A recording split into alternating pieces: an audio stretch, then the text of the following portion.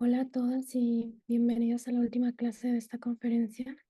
Vamos a cerrar con broche de oro y tenemos el honor de presentarles a la profesora Ivette Fuentes.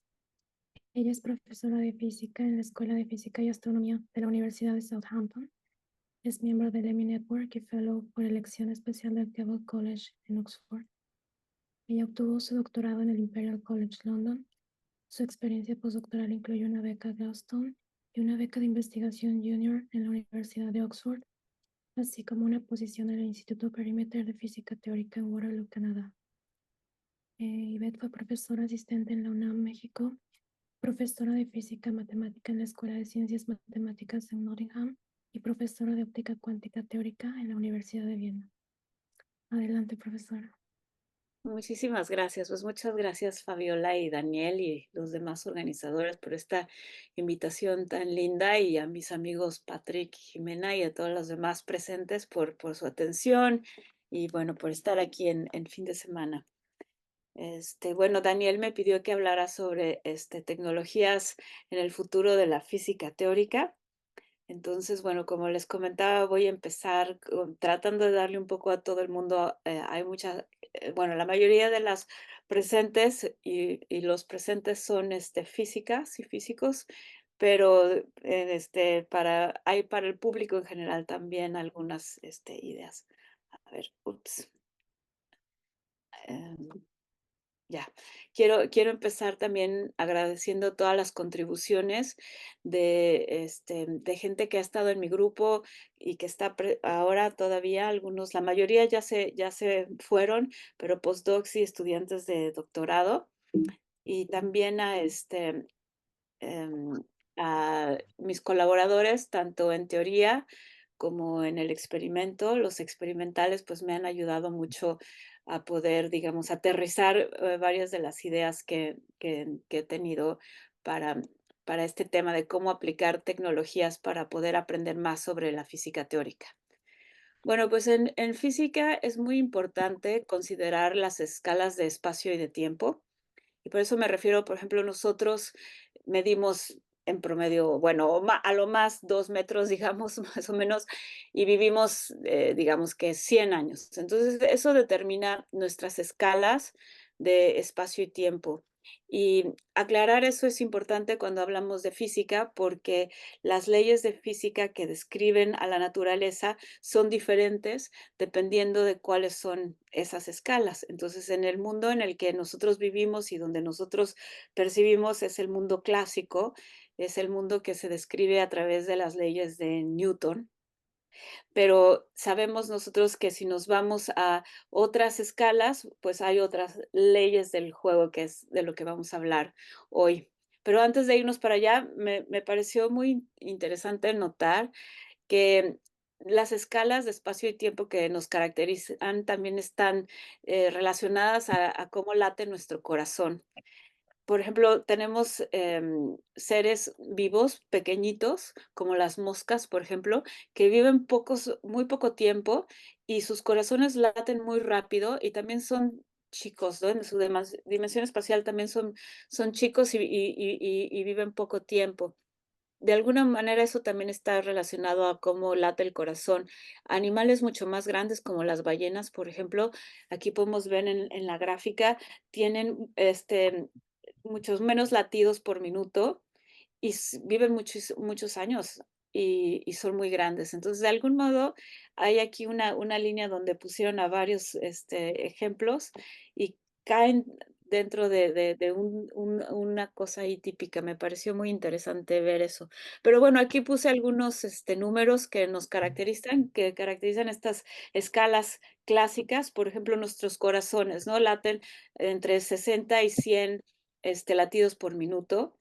Caminamos, digamos, en promedio 1.4 metros por segundo, 2 metros por segundo, más o menos. Aquí encontré uno de los automóviles más rápidos, digamos, bueno, pues más o menos es ahí unos 100 metros sobre segundo, y también es uno de los aviones más rápidos, 2000 metros sobre segundos. Todo esto cabe dentro de las escalas clásicas. Podríamos empezar considerando escalas donde viven las bacterias hasta, bueno, nosotros y vamos a hablar dónde empiezan las escalas relativistas también en un momento. Algo también importante que considerar es que los cerebros humanos se desarrollaron, evolucionaron percibiendo fenómenos en esas escalas y también nosotros como cuando crecimos en nuestras vidas, este, crecimos en ese tipo de escalas. Entonces, a lo que voy es que cuando nosotros aprendemos física en la preparatoria o en la universidad, todo lo que se refiere a la física clásica, de alguna manera nos parece, digamos, lógico, va con nuestro sentido común. Entonces, cuando estamos en la preparatoria y aprendemos las leyes de Newton, bueno, pues a muchos tal vez no les gusta poner las cosas, digamos, en términos matemáticos o tal vez no les gusten las ecuaciones, pero a todo el mundo los conceptos les parecen familiares. Yo cuando digo que me dedico a la mecánica cuántica, mucha gente me dice, uff, eso es muy difícil.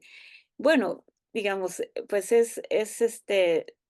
sí, es un poco, puede ser un poco complicado, pero la sensación que se tiene de que es muy complicado tiene que ver más que son las leyes de la física de escalas que son muy diferentes a la nuestra y por eso los conceptos son tan difíciles de entender o no estamos familiarizados con ellos.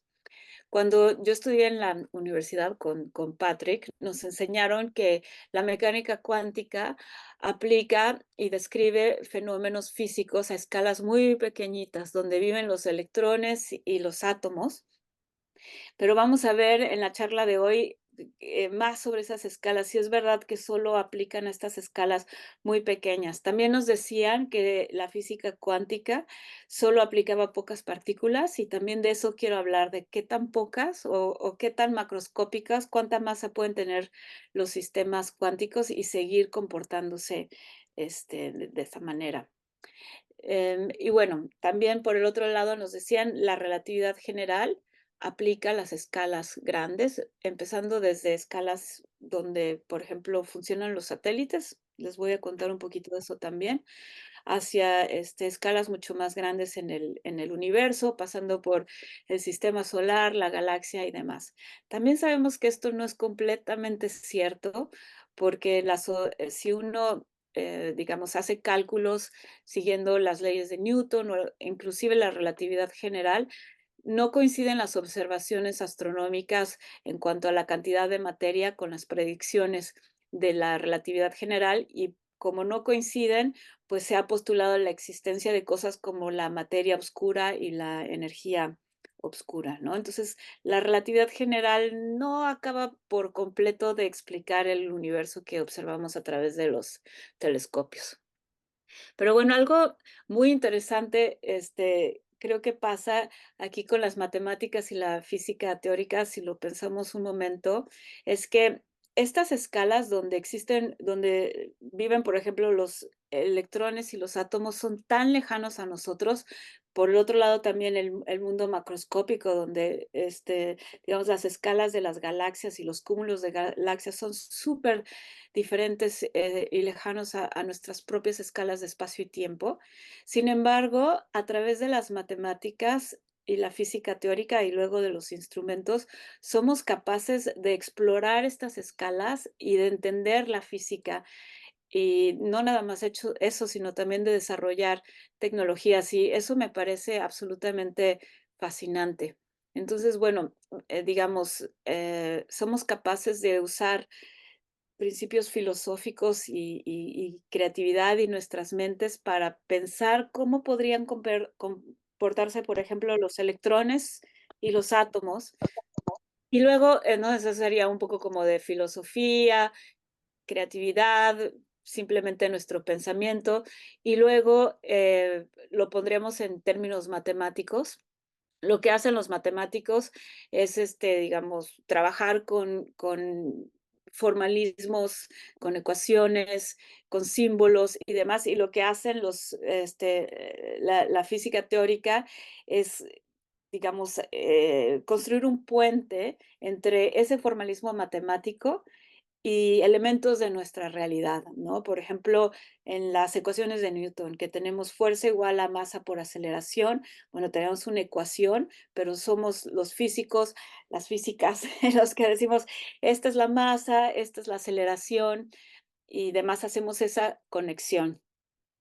Bueno, pues pensamos acerca de escalas muy diferentes a las nuestras, lo escribimos de manera, en términos de ecuaciones matemáticas, lo formulamos de esa manera, hacemos conclusiones y luego, en base a las teorías que desarrollamos, podemos también construir instrumentos.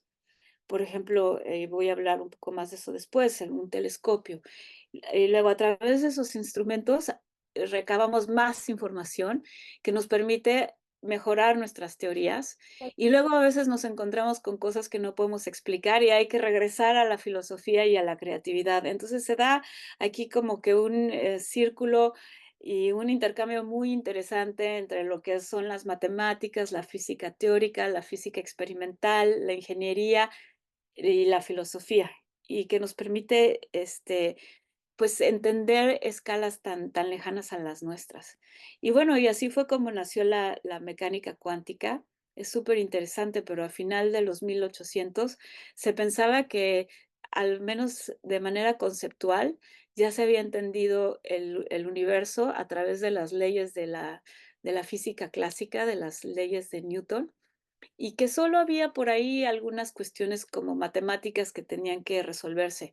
Por ejemplo, tenemos las leyes de física de la gravitación de Newton, pero el problema de tres cuerpos matemáticamente es muy difícil de resolver. Entonces decía, bueno, entendemos los conceptos y tal vez las ecuaciones son difíciles de resolver, hay complicaciones matemáticas, pero los fundamentos ya los tenemos entendidos. Eso se pensaba, pero empezaba por ahí a hacerse, digamos, unos cracks, mostrando que esto no era completamente cierto.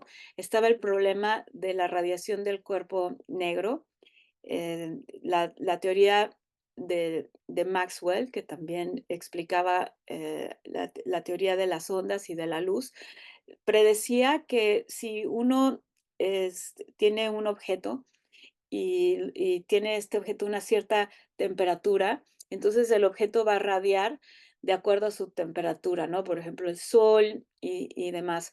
Pero experimentalmente se observaba que conforme se lograba aumentar la temperatura del cuerpo, pues en un principio sí, la frecuencia en la que emite ese cuerpo sube, pero de repente, como hay una curva que se puede ver aquí en la que hay, al estar subiendo la temperatura, llega un punto en que la frecuencia ya no sube más. Y entonces no se podía explicar eso con la teoría que se tenía a principios del siglo. Y llegó Max Planck con pues una idea absolutamente revolucionaria, que fue decir, bueno, a lo mejor la energía no es un continuo, sino que hay paquetes de energía que les llamó quantums, que básicamente implicaba que la radiación no era solo una onda, sino tenía características de partículas. Entonces, la luz también se puede describir en términos de estas paquetes de partículas que son los fotones. Y ahí pues nació la idea de la mecánica cuántica, tratando de explicar la radiación de cuerpo negro. Aplicó estas ideas y ¡wow! Puede explicar las curvas observadas, ¿no? Un súper éxito. Y bueno, entonces, llegó Einstein y usando las mismas ideas pudo explicar el efecto fotoeléctrico, ya no me voy a los detalles de eso. Luego Planck dijo, bueno, pues si la luz tiene este comportamiento partícula, ¿no podrían los electrones también comportarse de manera ondulatoria? Y salió con su idea de la constante de Planck y la longitud de onda asociada a la materia, el experimento súper famoso de, de dos rendijas. Luego Niels Bohr usó la idea del quantum para explicar la estabilidad de los núcleos del átomo y explicar lo que se observaba en cuanto a emisión y absorción, las famosas líneas de absorción que se ven cuando se echa luz a un átomo. Bueno, luego llegó Schrödinger y dijo, bueno, vamos a hacer una ecuación de onda que describa a las partículas y demás, ¿no? Entonces, de este punto se empieza a construir una teoría más fundamental de la naturaleza, pero otra vez no está con nuestra concepción, en armonía con nuestra concepción del mundo, porque nosotros no percibimos esas escalas. Entonces, en la física clásica, una manzana puede estar, digamos, del lado derecho o del lado izquierdo en la mesa, si quieren verlo de esa manera, pueden pensar en algún otro ejemplo, pero en el mundo en el que viven los electrones y los átomos, la función de onda que usamos es el formalismo matemático que usamos para describir el estado de un átomo. La función de onda dice que un átomo puede estar a la derecha o a la izquierda de un potencial. Claro, ahí tenemos que tener mucho cuidado porque no sabemos qué es ¿qué es la función de onda? La mecánica cuántica, digamos que no es estrictamente una teoría todavía, en el sentido de que una teoría física sería tendríamos un formalismo matemático y luego los físicos, las físicas conectaríamos ese formalismo matemático con elementos de la realidad. Entonces diríamos, esta función corresponde a la función, es la energía, o esta variable es la masa. No podemos hacer eso con la mecánica cuántica todavía, porque la función de onda, que obedece la ecuación de Schrödinger, no sabemos exactamente a qué corresponde en el mundo físico. Lo único que sabemos es que si tomamos la función de onda y hacemos el bracket con la función de onda, eso nos da la probabilidad de que la partícula esté en algún lugar, pero la función de onda en sí no sabemos qué es y de hecho ahí se abren muchísimas posibilidades, que son todas las diferentes interpretaciones de la mecánica cuántica y hay algunos científicos que piensan que son sí, efectivamente, la función de onda nos dice que un electrón puede estar en 2 lugares al mismo tiempo.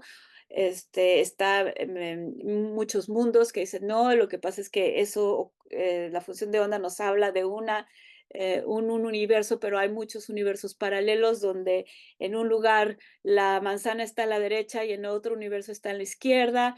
En fin, hay muchas posibles interpretaciones de la mecánica cuántica, y si lo piensan, tiene más de 100 años la teoría y todavía no hemos podido ponernos de acuerdo qué es la función de onda. Pero bueno, el formalismo matemático de la mecánica cuántica es poderosísimo y nos ha permitido desarrollar tecnologías nuevas. Por ejemplo, el láser. No tendríamos láseres sin la mecánica cuántica. Y ahora estamos en tiempos muy interesantes porque estamos aprendiendo cómo usar el formalismo cuántico para desarrollar nuevas teorías, digo, perdón, nuevas tecnologías, y me imagino que han escuchado acerca de las computadoras cuánticas o de los sensores cuánticos que usan propiedades como la superposición para hacer cosas más eficientes o más rápidas y demás. Entonces, a mí también me parece eso fascinante que haya escalas tan lejanas a las nuestras y que ahora estemos a través de la física teórica siendo capaces de inventar tecnologías que nos van a permitir entender el mundo todavía de manera más profunda. Este, casi todo lo que usamos ahora, aunque los láseres funcionan gracias a la mecánica cuántica, las tecnologías que tenemos ahora, por más increíbles que sean, como la que estamos usando ahora para tener esta charla, todavía funcionan con los principios clásicos. Todavía no usan, por ejemplo, enredamiento, a eso le llamamos tecnologías cuánticas 2.0, pero estamos a punto de empezar a ver esas tecnologías y me parece fascinante pensar a dónde nos podrá llevar todo eso si inclusive con solo la física, clásica, hemos logrado, generar, tecnologías increíbles como las computadoras mismas. Pero bueno, cuando pensamos en la física fundamental, todavía hay muchísimas preguntas muy interesantes que no hemos podido responder, y eso, por supuesto, pues, es una cosa, buena para las que nos dedicamos a la física teórica, porque tenemos mucho trabajo y muy interesante que hacer. Pero bueno, aquí escribí algunas de las preguntas que a mí me parecen más interesantes, como cuál es la naturaleza de la materia oscura. Es la energía oscura lo que está haciendo que el universo se acelere se expanda de manera acelerada. ¿Cuál es la física que explica el universo a tiempos muy tempranos? El principio de equivalencia, vamos a hablar un poco más de eso, también, digamos, sigue válido cuando hablamos de la mecánica cuántica. En fin, hay muchas preguntas muy interesantes que ha sido muy, muy difícil encontrar, respuesta. Y bueno, lo que está, digamos, por debajo de todas estas preguntas es que la mecánica cuántica y la relatividad general son incompatibles. Y quiero, digamos, usar esta primera charla, para hablar a más profundidad acerca de cuáles son estas, se habla mucho de que la mecánica cuántica y la relatividad general no son compatibles, pero les quiero decir más acerca de este punto porque nuestra dificultad para aprender, para poder encontrar respuestas a las preguntas que les comenté hace rato, tiene que ver con estas cuestiones que no hemos podido encontrar una teoría que logre unificar de manera consistente a la mecánica cuántica y la relatividad general. Entonces, Doctora, veamos. perdón que la Sí, interrumpa, hay una pregunta por parte sí, de Patrick. No sé si quiere abrir su O micrófono. sea, a ver, hay quien, digamos, está en contra de pensar que existe la materia oscura y que ésta influye realmente sobre la expansión del universo. Entonces, quiero simplemente saber cuál es la opinión de la doctora en esto. bueno, hay algo, definitivamente, las observaciones de muchos diferentes tipos de las rotaciones de las galaxias y de eso es muy claro que no tenemos una teoría que explique lo que se está observando. Entonces hay algo que está sucediendo, ¿no? Entonces hay digamos, varias posibilidades. Una es que exista una partícula misteriosa que le llamamos materia oscura. Otra es que, por ejemplo, hay gente que propone que Newton no es válida y que hay alguna modificación de Newton, se llama el MOND, ese tipo de teorías. Y digamos, ¿hay alguna modificación a la gravitación o hay una partícula nueva? Esas serían las propuestas más comunes, digamos. Yo yo todavía no me suscribo a ninguna, pero es que estoy haciendo un artículo nuevo en el que creo que voy a hacer una propuesta nueva, pero todavía no estoy lista para hacerla. Pero ya pronto, me hubiera gustado poder hablar de eso hoy, pero todavía no estoy lista, pero voy a salir con algo pronto. Pero creo que ahora lo que puedo decir es que estas teorías que tenemos ahorita no pueden explicar eso todavía y digamos, por lo que refiere a la charla de hoy, lo que quiero es, por lo pronto, tomar el punto de vista de decir, bueno, no sé, pero lo que sí podemos hacer es tratar de diseñar instrumentos y experimentos que nos permitan irnos a la observación y tratar de, digamos, encontrar pistas de qué es lo que puede estar pasando. No sé, Patrick, si eso, o sea, soy un poco agnóstica. Tal vez mi respuesta no es muy clara por eso. Es No, que me eso es, parece que justo es un tema extremadamente interesante y pues hay una tendencia grande a pensar que existe materia oscura y que tiene una influencia importante en el universo. Agradezco mucho la respuesta. ok, bueno, creo que vamos a tener también oportunidad de hablar más porque voy a volver a tocar en esos puntos. No, pero Ivette, no nos puedes dejar así sin saber qué es lo que vas a proponer. Bueno, este, Cuando llegue en la charla, al momento les comento un poco más, en unas cuantas diapositivas más, ¿ok? Vale, perfecto. Bueno, vamos un poquito a hablar de dónde están estas, digamos, cuestiones incompatibles de la mecánica cuántica y la relatividad general. Para empezar, igual que en la física clásica, la mecánica cuántica supone que el tiempo es absoluto. Eso quiere decir que aunque aquí son las 2:30 de la tarde y digamos en México son 8:30 de la mañana, los relojes marcan una hora diferente, los relojes hacen tic-tac de la misma manera, ¿no? No tenemos que un reloj hace tic-tac más rápido en México que en Inglaterra o que en China. Todos los relojes hacen tic-tac al mismo tiempo. A eso nos referimos con que el tiempo es absoluto. El espacio y tiempo en la mecánica cuántica son nociones muy diferentes. Eso también es, digamos, en nuestra percepción, el espacio y el tiempo son cosas completamente distintas. Ni siquiera se nos ocurriría pensar que pudiesen ser la misma cosa, ¿no? Y de hecho, bueno, en la ecuación de Schrödinger se tratan de manera diferente. El tiempo es un parámetro que aparece en la ecuación. La ecuación tiene una derivada en el tiempo y dos derivadas en el espacio. Las trata diferente. El tiempo es un parámetro y las posiciones en la mecánica cuántica se pueden tratar como operadores, que son objetos matemáticos completamente diferentes al parámetro, digamos, como de tiempo. Entonces, la ecuación de Schrödinger trata el espacio y el tiempo definitivamente de forma muy diferente.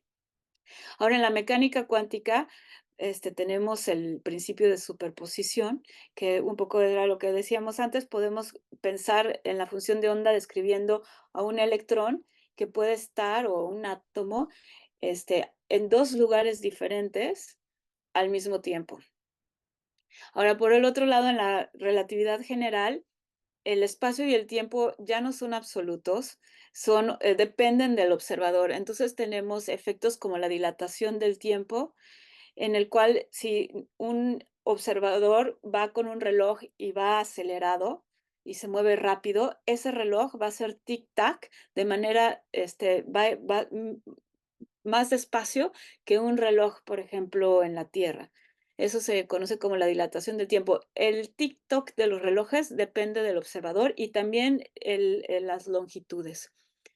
Pero bueno, creo que lo más radical que nos dijo Einstein es que el espacio y el tiempo en realidad no son distintos, sino que pertenecen en una estructura, van juntos, ¿no? Perteneciendo a una estructura de dimensión mayor que conocemos como el espacio-tiempo, y que un observador que va, digamos, moviéndose más rápido que nosotros, su noción de espacio y tiempo es como una mezcla del nuestro.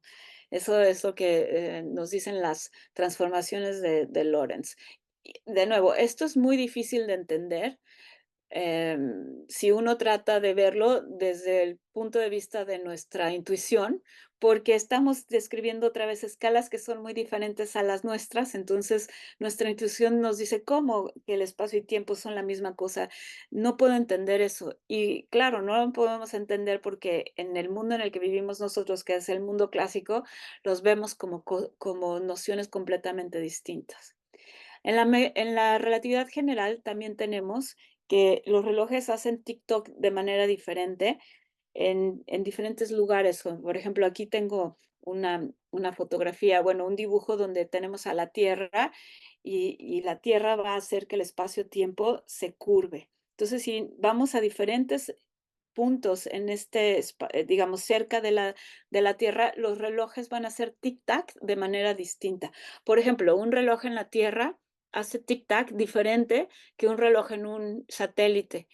Entonces, para tener el GPS que tenemos en nuestro teléfono que nos dice dónde estamos, se necesitan hacer correcciones debido a la relatividad general para poder tener esas precisiones tan buenas que tenemos, inclusive en nuestros teléfonos.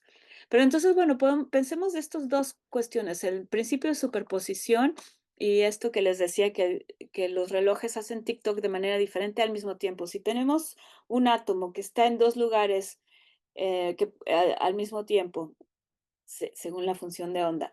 Pero el tiempo fluye de manera distinta en estos puntos. Bueno, no tenemos una manera teórica de poder describir esta situación todavía. Para mí, la pregunta más interesante que considerar es si el espacio-tiempo puede estar en un estado cuántico. Si podemos tener un espacio-tiempo en una superposición cuántica de dos configuraciones distintas. Entonces, imagínense, por ejemplo, esto es bueno, un condensado de Bose-Einstein, pero ahorita les cuento más de eso. Un átomo. Y claro, ese va a hacer una curvatura en el espacio-tiempo súper chiquita, casi despreciable, pero piensen en una pelota, digamos, va a hacer una curvatura de espacio-tiempo y la ponemos en dos lugares distintos. Entonces, si lo tenemos en superposición, eso querría decir que el espacio-tiempo mismo está en una superposición de dos configuraciones distintas. Y no sabemos si la gravitación puede estar en un estado cuántico. Sabemos muy bien que el campo electromagnético, que la luz sí puede estar en un estado cuántico. De hecho, hay toda una área de investigación en la física que se llama la óptica cuántica y se han hecho muchos experimentos en los que se ha confirmado que la luz está en estados cuánticos. Entonces, si tenemos un electrón y ponemos al electrón en una superposición cuántica, los campos electromagnéticos que genera una distribución de carga están en estados cuánticos. Pero la pregunta es, ¿la gravitación también? Y de hecho hay buenas razones para pensar que podría no ser el caso, porque la gravitación es la única fuerza que obedece un principio de equivalencia. Entonces podría ser que se comporte de manera distinta. Ese es el tipo de preguntas que son muy importantes responder para poder, digamos, hacer una teoría que unifique la mecánica cuántica y la relatividad general. Entonces, a Roger Penrose le gusta hacerse la pregunta, ¿tenemos que cuantizar la gravitación o gravitar la mecánica cuántica? A ver, déjenme explicarles a qué se refiere con esto. Tenemos por un lado los principios de la mecánica cuántica, como por ejemplo el principio de superposición, y por el otro lado los principios de la relatividad general, como el principio de equivalencia o de covariancia. El principio de equivalencia nos dice que si estamos en un elevador que va en caída libre y dejamos caer, por ejemplo, una manzana, la manzana va a caer de la misma manera que caería si el elevador está, digamos, sobre la superficie de la Tierra. Entonces hay una equivalencia ahí entre estos marcos de referencia y eso es lo que les decía que no pasa con otras fuerzas, ¿no? Para los que nos dedicamos a la física, también, por ejemplo, el principio de unitariedad o de covarianza son diferentes principios, uno de la mecánica cuántica, el otro de la relatividad general. Entonces, lo que hace la gravitación cuántica es que asume que los principios fundamentales son los de la mecánica cuántica y hay que modificar a la relatividad general para poder unificarlas. Y Roger más bien piensa que debería de ser al revés, que deberíamos de gravitar la mecánica cuántica en el sentido de que para él los principios fundamentales son los de la relatividad general y que hay que modificar la mecánica cuántica para poderlos unificar. Y la razón por la que Roger piensa eso es porque la mecánica cuántica tiene problemas en sí. Por ejemplo, el problema que le llamamos de la medición, en la cual podemos tener una superposición cuántica, pero cuando medimos, que es cuando observamos, se dice que se colapsa digamos, la manzana estar a la derecha o a la izquierda. Ahorita voy a hablarles un poco más de eso. Pero para Roger, el problema de la medición es un problema fundamental de la mecánica cuántica que para él indica que los principios más importantes son los de la relatividad general. Yo lo que quiero hacer es proponer experimentos y diseñar instrumentos que nos permitan, a través de la experimentación, determinar cuáles son los fundamentos que son, cuáles son los principios que son en realidad los fundamentales. Porque son incompatibles, entonces unos tienen que ser fundamentales y los otros no. ¿Y cuáles son? Y creo que poder determinar eso nos va a dar una buena guía de cómo hacer una teoría, una mejor teoría. me encontré bueno, que es como esta imagen en internet, me gustó mucho, que me pareció muy, muy divertida y me hizo pensar en cómo la gente hacía teorías de cosmología, por ejemplo, sin instrumentos. Me gusta imaginarme así a los humanos sentados alrededor del fuego, viendo al universo y viendo las estrellas y tratando de ahí de pensar de dónde viene el universo, qué es el universo, qué son esos puntos que vemos en el cielo.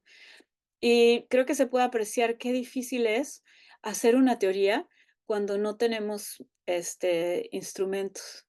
Luego, Newton inventó el telescopio, digo, Galileo, ya no sé ni qué estoy diciendo, Galileo inventó el telescopio y los telescopios se han desarrollado muchísimo desde entonces.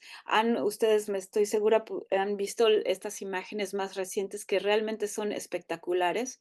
Y gracias al telescopio hemos podido ver y tener información acerca de cómo el universo se está en expansión, por ejemplo, de lo que hablábamos ahora, que las predicciones de la relatividad general no predicen cómo se mueven las galaxias y demás. Entonces hemos podido entender muchísimo mejor cómo se comporta el universo y tener mejores teorías que las que se tenían antes de que se inventara el telescopio.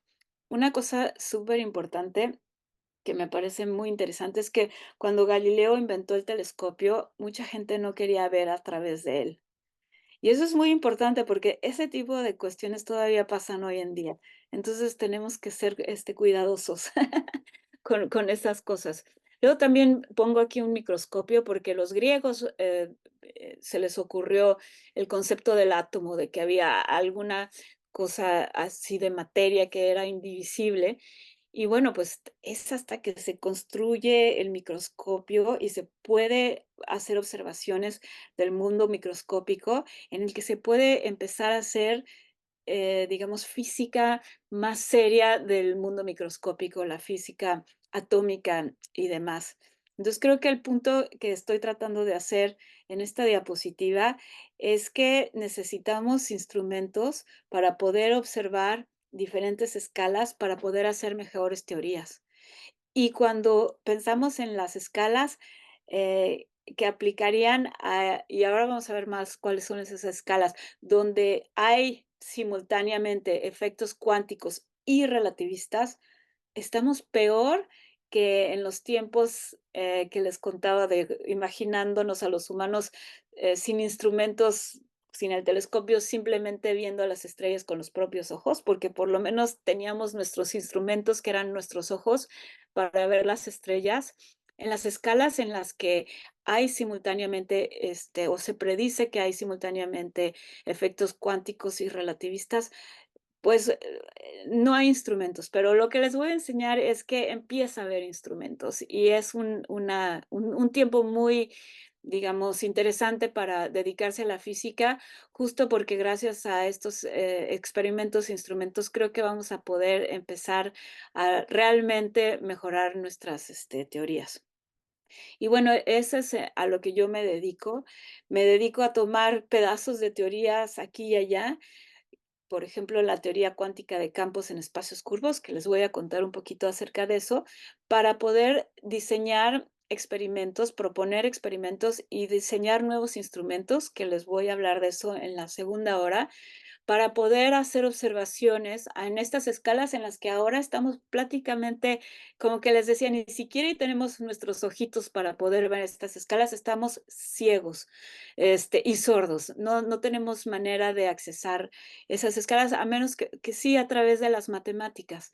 Y eso es lo que son la teoría de cuerdas y el loop quantum gravity, por ejemplo, son formalismos teóricos y matemáticos que están empezando a explorar matemáticamente esas escalas, pero es muy difícil hacer una teoría sin tener observaciones y porque modelos teóricos podemos hacer muchos, ecuaciones podemos escribir muchas, pero luego lo que queremos hacer es poder decidir cuál es la ecuación correcta, cuál es el modelo correcto, cuál es la teoría correcta, comparándolo con las mediciones experimentales.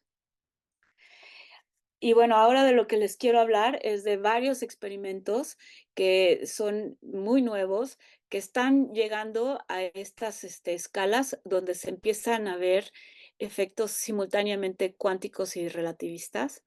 Y bueno, por un lado, si nuestras tecnologías y nuestros experimentos son, digamos, cuánticos, pero están llegando a escalas relativistas, pues vamos a tener errores por no usar la teoría adecuada. Ahora les digo más acerca de eso. Entonces hay una necesidad de actualizar nuestras teorías para poder describir de manera correcta esos experimentos. Entonces, a esto me refiero con aspectos prácticos y correcciones necesarias. Necesitamos actualizar la teoría para poder describir muchos de estos experimentos donde la relatividad empieza a tener efectos importantes. Si empezamos a tener instrumentos y experimentos que empiecen a poder tener acceso a estas escalas, entonces también entra la posibilidad de tener nuevas tecnologías. A lo que me refiero, por ejemplo, es cuando se empezaba a poder hacer experimentos en el mundo cuántico, pues nos fue posible desarrollar láseres y los láseres ahora los usamos para hacer operaciones en la discoteca. Bueno, en casi todos lados tenemos láseres, ¿no? Entonces, es el tener la posibilidad de tener nuevas teorías y de tener experimentos también nos permite tener nuevas tecnologías que a su vez podemos usar para refinar nuestras teorías. Y todo esto con el tercer punto de poder entender los fundamentos del mundo, cuáles son los, digamos, principios que realmente son fundamentales y qué es la realidad física. En qué mundo estamos viviendo son ahora cuestiones también filosóficas que, digamos, que se pueden plantear de un punto de vista más profundo gracias a todo este juego entre tecnología, experimento y teoría, matemáticas y demás que les explicaba al principio de la charla de hoy. Bueno, pues a lo que me quiero ir ahora es como a mostrarles varios experimentos en los que se cuestiona todo esto de lo que hablé al principio, de que la física cuántica aplica al mundo de átomos y electrones de escalas en el espacio muy pequeñititas y pocas partículas, y que la relatividad general aplica a escalas muy grandes. Me parece muy, muy interesante lo que nos han dicho estos experimentos. Entonces, quiero hablar un poco acerca de experimentos de long range, de escalas muy grandes, también de experimentos cuánticos que son muy sensibles, y ahí nos va a permitir también ver cuestiones de espacio-tiempo gracias a la alta precisión que tienen las tecnologías cuánticas. Vamos a hablar de masas grandes y qué experimentos, cuáles son las masas más grandes que podemos poner en una superposición cuántica, y bueno, otras, digamos, condiciones a la frontera que se pueden mover rápido y demás. Estoy viendo, es que es lo que le decía Fabiola, me da por hablar muchísimo y luego no cubro nada del material que tengo, pero me parece que estas son cuestiones muy interesantes y creo que prefiero irme así con tiempo, y si no termino, pues ya me tendrán que invitar otro día, si no, en otra cuestión, pero me voy a ir con estas cuestiones. Así que no sé, Fabiola, a lo mejor me puedes decir en algún momento, este es un buen tiempo para cortar, y corto, ¿ok? Pero creo que ahorita me voy a seguir adelante porque empezamos un poquito tarde, si te parece bien. Exacto. Sí, ¿Sí? empezamos que en 15 minutos se hace la hora. Sí. Bueno, Sí. tú me avisas. Ok, bueno, pues empecemos por los experimentos a escalas muy largas. Cuando yo era estudiante de doctorado, ya hace 20 años, y aprendí acerca de las superposiciones cuánticas y el enredamiento cuántico y la teleportación cuántica, se podía hacer superposiciones, poner un fotón que se fuera por dos trayectorias diferentes al mismo tiempo. Y este era el tamaño de los experimentos, le llaman tabletop experiments, ¿no? Experimentos que puedes poner en una mesa, y bueno, ibas tú al laboratorio y más o menos esto era lo que veías en aquellos tiempos.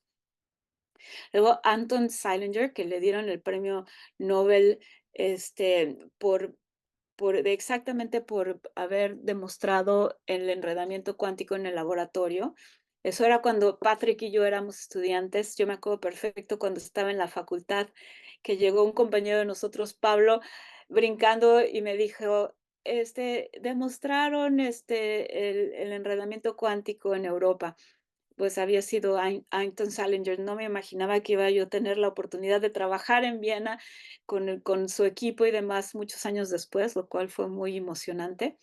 Creo que ni me aprendí su nombre cuando Pablo me contó eso. Pero bueno, antes del 2011, Anton logró hacer experimentos con enredamiento cuántico sobre Viena. Tenía su laboratorio en un lugar de Viena y luego tenía otro del otro lado de la ciudad y podían, digamos, preparar estados cuánticos de estos fotones. Luego, esta es una foto de su experimento en las Islas Canarias, donde a través de 144 kilómetros también lograron poner a fotones en estados cuánticos. Y bueno, pues no veían dónde parar. Entonces, junto con un equipo en China, no sé, a lo mejor Daniel los conoce, lanzaron un satélite que se llama MICUS, que está exclusivamente dedicado a hacer experimentos cuánticos, y con ese satélite han logrado poner fotones en estados cuánticos, digamos, en diferentes ciudades y entre links entre la Tierra y el satélite y demás. Entonces han logrado hacer experimentos con enredamiento cuántico a escalas de miles de kilómetros. Entonces, cuando nosotros aprendimos, ¿no? Patrick y yo, que la mecánica cuántica aplicaba escalas muy chiquititas, pues ya estamos viendo que estas escalas son muy grandes. De hecho, son escalas donde la relatividad general empieza a tener efectos. Y de lo que hablábamos antes, para que nuestro GPS trabaje con con las precisiones que tiene, se necesita tomar en cuenta que el tiempo propio en la Tierra es diferente al tiempo propio en los satélites. Entonces, estos experimentos ya han llegado a escalas donde los dos efectos son importantes, pero la mayoría de las descripciones teóricas de estos experimentos solo usan la mecánica cuántica.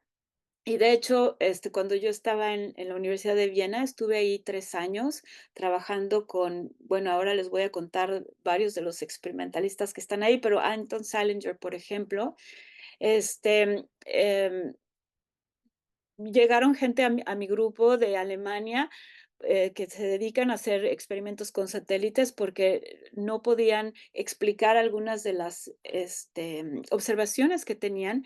Y lo que yo estaba haciendo en aquel momento con mi equipo era usando teoría cuántica de campos en espacios curvos. Les voy a decir un poco más de eso en la otra hora, para explicar que el punto de que la Tierra, digamos, eh, dobla el espacio-tiempo, tiene efectos en estas tecnologías cuánticas con los satélites, y tengo toda una serie de artículos en esa dirección. Les diré un poco más acerca de eso en la siguiente hora, pero bueno, el punto es que estos experimentos cuánticos a largas escalas ya llegaron a escalas donde se tiene que tomar en cuenta la relatividad general. También, bueno, me imagino que todos saben acerca de la detección de ondas gravitacionales. Las ondas gravitacionales son una predicción de la relatividad general, que también llegó a un premio Nobel reciente porque se detectaron en LIGO, en Estados Unidos, y ahora, bueno, hay también un detector en Europa y se están construyendo otros de estos interferómetros de láser. Se tiene espejos que están separados por 3 kilómetros, unas distancias enormes, y se tienen láseres que hacen que la luz interfiera en un interferómetro, y de ahí se puede ver que pasa una onda gravitacional que cambia el espacio-tiempo, cambiando la distancia entre los espejos, y así es como se han medido las ondas gravitacionales. Hasta entonces, las primeras mediciones del LIGO eran usando la luz clásica, digamos, pero ahora en las nuevas mediciones se están usando estados cuánticos de la luz. Entonces son otros experimentos donde ya vemos tanto la relatividad general, la predicción de las ondas gravitacionales, con luz cuántica. Entonces, de nuevo, experimentos donde se ve la interacción de las dos y no tenemos teorías, como les decía antes, que podamos explicar bien este tipo de situaciones. Otra cuestión súper interesante que les mencionaba antes es la precisión de, de las tecnologías cuánticas. En particular, déjenme contarles acerca de los relojes cuánticos. Entonces, un reloj cuántico básicamente es muchos átomos que están atrapados en un potencial. Entonces pueden imaginar la luz haciendo como un tipo de cazuela que atrapa a un gas. Podría ser, por ejemplo, de rubidio. Entonces, se usan láseres que interaccionan con los átomos y que absorben y emiten. Pero la absorción de la luz por los átomos y la emisión se hace a frecuencias muy, muy, muy precisas. Entonces pueden usar estas frecuencias como los tics del reloj. Estos son los relojes más precisos que tenemos y son los que se usan para diseminar, o sea, para las computadoras, para los satélites como relojes, porque son los más precisos. Y para hacer muchas de las cosas que hacemos, tanto con las computadoras como, por ejemplo, con los sistemas de navegación, con los aviones, además se necesita medir tiempos muy precisos y se usan este tipo de relojes porque son los más precisos que tenemos. Se adquieren precisiones de 10 a la menos 18, que es increíble eh, la precisión de estos relojes, ¿no? Entonces, lo que hizo Wineland, a Wineland le dieron el premio Nobel por haber podido atrapar un átomo dentro de una cavidad. También en los tiempos en los que Patrick y yo éramos estudiantes en la Facultad de Ciencias fue cuando se hizo este experimento. Y bueno, lo que pudo hacer Wineland es tomar un reloj cuántico y luego volverlo a poner a 33 centímetros del primero y demostrar que existe la dilatación del tiempo. Entonces, lo que puede ver es que debido al espacio-tiempo de la Tierra, un reloj que está a una cierta distancia tiene un tic diferente al tic-toc de un reloj que está 33 centímetros arriba. Eso fue lo que hizo Dave Wineland hace, no sé, como 15 años. Ahora, se ha logrado incrementar la precisión de esos relojes cada vez más. Y hace como 3 años, yo le estaba comentando al Patrick Gill, que hace este tipo de relojes aquí en Inglaterra, que sabes que muy pronto vamos a tener una cuestión donde si tú tienes un reloj cuántico les decía que son átomos que están atrapados como en un potencial, el potencial mide como o sea, la muestra, digamos, de átomos está dentro de 1 milímetro. Entonces le estaba diciendo, los átomos que están abajo van a ver un tiempo propio diferente a los átomos que están arriba dentro del mismo reloj, si seguimos con esta, digamos, con mejores y mejores precisiones. Ahora, si los átomos son independientes, esto ya no es un problema porque teóricamente, matemáticamente podemos hacer una corrección igual a la corrección que hacemos con el GPS, tomar en cuenta que el tiempo propio es diferente y podemos tener un reloj todavía, bueno, pues muy, muy preciso. El problema es que para incrementar la precisión de estos relojes cuánticos, sabemos de la teoría cuántica que enredar los relojes es lo que nos da mejor precisión. Si nosotros enredamos estos átomos, no los relojes, los átomos, perdón, entonces ya no sabemos qué tiempo usar, porque ya no hay un solo tiempo. La ecuación de Schrödinger toma en cuenta un tiempo, entonces, ¿qué tiempo vamos a usar? El de arriba, el de abajo, ya no se puede, entonces se pierde completamente la noción del reloj. Este es un problema súper interesante y es otro de los problemas con los que estoy trabajando. Tengo un estudiante de doctorado que está pensando en cómo resolver este problema. Y bueno, uno de los artículos recientes que tenemos en mi grupo es, digamos, pensar en este problema, pero usando luz, todavía no los átomos, que es un poco más difícil. Y bueno, son algunas de las cosas que quiero hablar también, si me da tiempo, en la próxima hora. Otra cuestión muy interesante son las masas grandes. Como decía, una pregunta interesante es saber qué tanta masa podemos poner en una superposición. Y eso fue algo que le preocupó mucho a Schrödinger. Me imagino que ya han oído hablar acerca del gato de Schrödinger.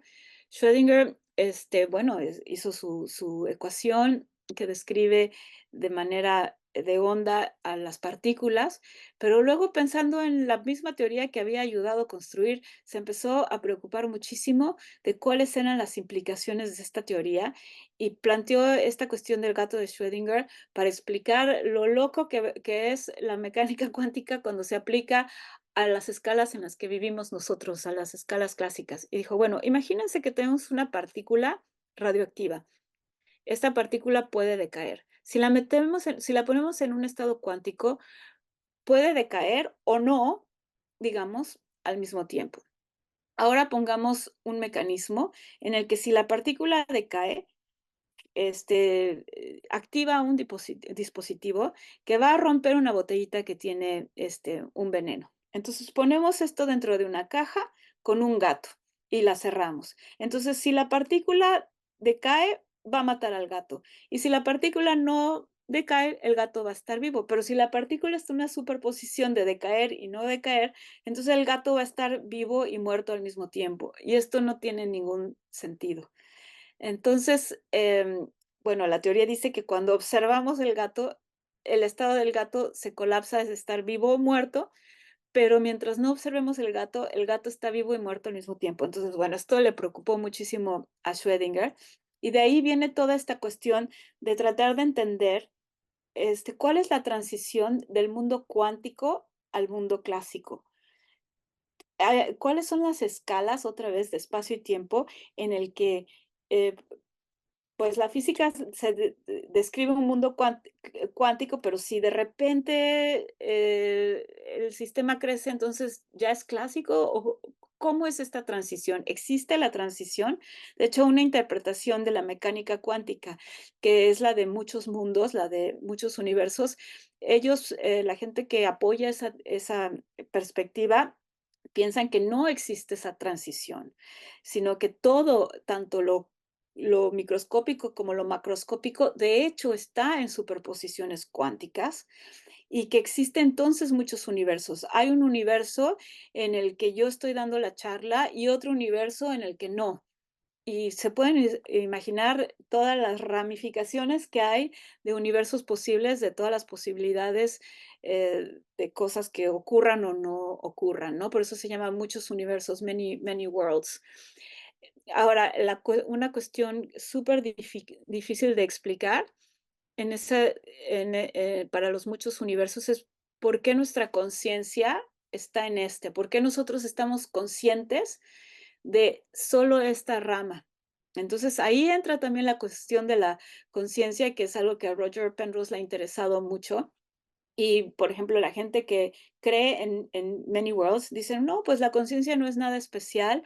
Nosotros estamos conscientes de esta rama, pero en otra rama hay una Ivette que también está igual de consciente, que no está dando esta charla.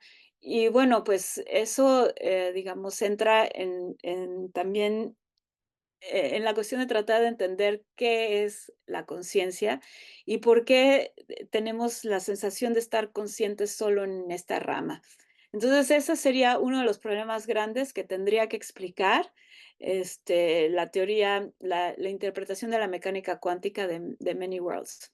Ahora, Roger salió con una buena idea, que fue decir, es la gravitación la que colapsa la función de onda. Cuando tenemos masa, entonces la masa colapsa la función de onda y para él es ahí, cuando existe el colapso de la mecánica cuántica, que hay física nueva, porque es un efecto de la gravitación sobre la mecánica cuántica que todavía no podemos describir de manera teórica, donde se genera la conciencia. Entonces, Roger Penrose digamos, sostiene una perspectiva a lo que llamaríamos materialista del mundo físico, que es la que la mayoría de los físicos, digamos, se suscribe, que, que trata de explicar cómo surge la conciencia a través de un punto de vista materialista. O sea, los átomos interaccionan, los átomos crean moléculas, las moléculas cerebros, los cerebros pensamiento y el pensamiento conciencia. Y un filósofo muy famoso que se dedica a eso, llamó eso el problema, ¿cómo le dicen? Difícil, porque no se puede explicar cómo a través de las interacciones físicas surge la conciencia. Y el otro punto de vista sería el idealismo, que dice que la conciencia es fundamental y entonces, bueno, se tiene que explicar por qué vemos un mundo aparentemente material y físico. Es muy interesante estas cuestiones y ya no sé por qué me fui por ahí, porque vi la foto de, de Roger, pero bueno, digamos, la mecánica cuántica también toca en eso. Ya vi que salió por ahí Fabiola, yo creo que me está diciendo, ya paremos por aquí. Me parece también un buen punto para parar y seguimos ¿a qué hora quieres continuar? Tenemos programado un break de 15 minutos. Ok, muy bien. Bueno, pues nos vemos pronto. Gracias.